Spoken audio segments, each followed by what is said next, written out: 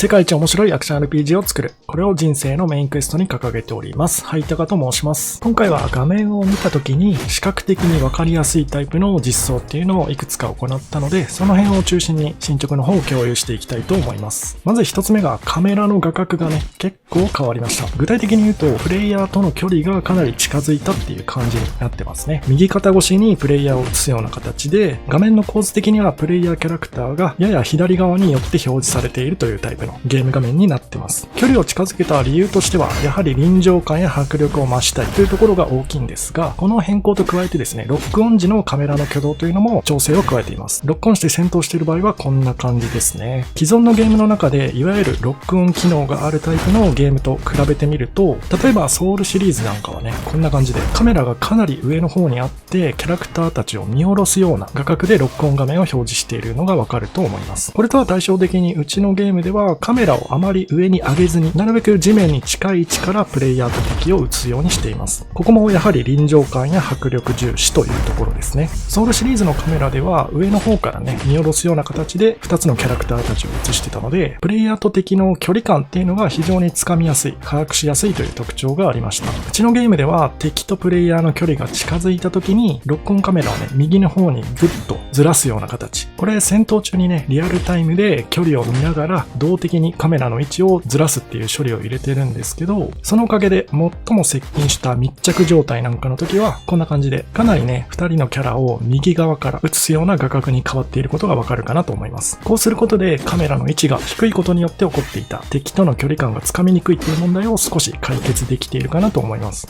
これと同じようなね、カメラの制御を行っているであろう、もうすぐ発売される予定のね、Rise of the Ronin っていうゲームがあるんですけど、先日ね、戦闘中の PV なんかが公開されてましたが、発売されたらね、ぜひプレイしてロックオンカメラの挙動なんかをね、ちょっと学ばせてもらいたいなと思ってます。非常に楽しみなんですが、残念ながらね、ドラゴンズドグマ2と発売日が被ってるという、これね、多分うちのチャンネル見てる人なら、おそらくどっちのゲームも刺さってるんじゃないですかね。僕と同じように。というわけでね、時間がいくらあっても足りない、非常に困ったスケジュールになってるんですが、少なくともね、少し触ってみるぐらいのプレイはやってみて、カメラの制御なんかは特に参考にさせてもらいたいなと思ってます。楽しみです。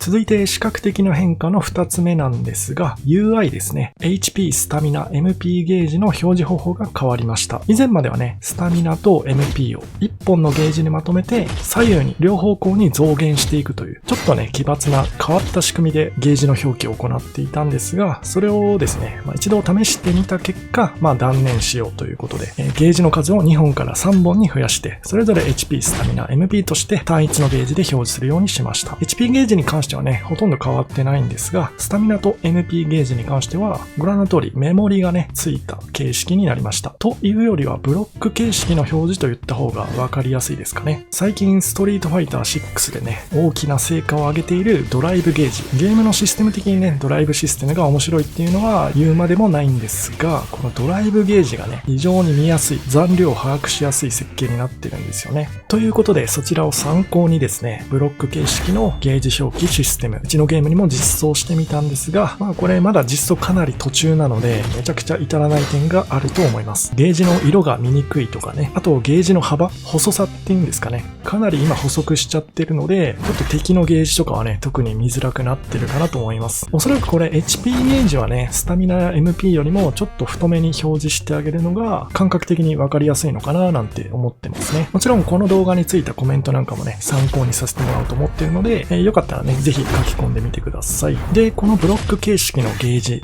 一番問題だなと思うのが、敵側のゲージとして表示する場合の話なんですけど、実はこのゲーム、敵にもね、スタミナと MP がそれぞれ設定されていて、特に雑魚敵なんかはね、めちゃくちゃスタミナ切れしやすかったり、MP 切れしやすかったり、っていう風な設定値になってるんですけど、そういった雑魚敵とね、相対した時に、ブロックゲージはこんな感じに表記されます。こいつね、スタミナも MP も2ブロック分しかないっていうすごい弱い敵なんですけど、現状の仕組みだとね、HP ゲージに長さを合わせる形でブロックの幅が決まっちゃうんですよね。なので、たった2ブロックしかないんですけど、1ブロックの長さがね、めちゃくちゃ長いっていう、かなり横長なブロックになっちゃってます。これが多分現状一番いけていない要素だなと思っていて、ブロックの長さ、横方向の長さっていうのは、どの敵キャラにおいてもね、必ず共通の長さにして、1ブロックの長さは常に固定の長さで表記する。っていう風にした方がいいかなと思います。つまりこの敵の場合は HP ゲージの長さの約3分の1の長さにスタミナと MP が2ブロックずつあるというような表示形式にすると、すごい見た目的にね、こいつスタミナと MP めっちゃ低いなっていうのが一目見てね、わかりやすいと思うので、じゃあ MP ゲージ削っていくような攻め方してやろうとか、プレイングにも幅が出てきやすいと思うので、その1ブロックのね、表記上の長さを固定化するっていうところはぜひ実装したいなと思っております。あと最後にね、これも一応画面を見た時に視覚的に分かりやすい変化の一つだと思うんですが、処理落ち問題ですね。先週とか先々週の動画あたりからね、かなりフレームレート関係を指摘してくれてるコメントがめっちゃ多かったかなと思います。僕もね、めちゃくちゃ気になってました。最適化に関してはね、毎週ね、動画撮影のたびに最適化完璧にやるってことはもちろんできないんですけど、こういった切りのいいタイミングでね、しっかりとね、ある程度のところまでは最適化をしていって、で、また新しい新規実装をしていくと再びちょっと重くなってきて、それをまた切りのいいところで最適化してっていう、このループがね、どんどんリリースまで続いていって、最後ね、リリースの間際に一番ね、完璧と思える最適化を施すっていうのがまあ理想かなとは思ってるんですが、さすがにね、確かに先週の動画撮影中とかね、その画面収録してるってことも相まってね、もうめちゃくちゃガクガクの映像だったと思うんで、ちょっとここらで一旦ね、時間取ろうかということで、最適化の方も進めてます。今回行ったのは、主にライトの数の削減ですね。いわゆるポイントライトと呼ばれる、こういった松明なんかにね、使われてるあたりを照らす光源ですね。こういった松明とかってね、とりあえず数置いとけば、見た目的にはね、めちゃくちゃクオリティ上がってくるんですけど、そういった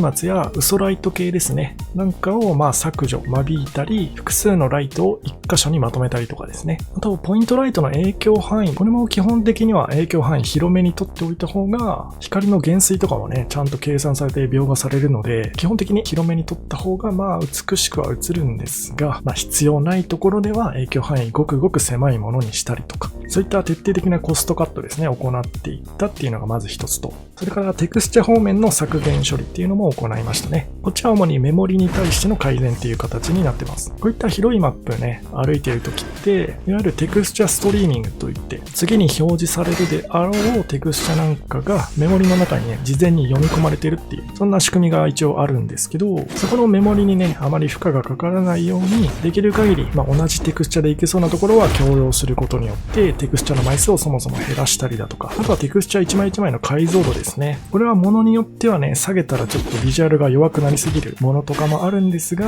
例えば小物なんかのテクスチャなんかは解像度下げてもそんなにね、見た目的なクオリティは下がりにくかったりするので、そういったところね、個別に吟味しながら大幅にカットさせてもらいました。ということでね、今週の動画は画面収録しながらでもね、なかなかのフレームレート出せてるんじゃないかなと思います。では、今回はこの辺で終わりたいと思います。また来週もよろしくお願いします。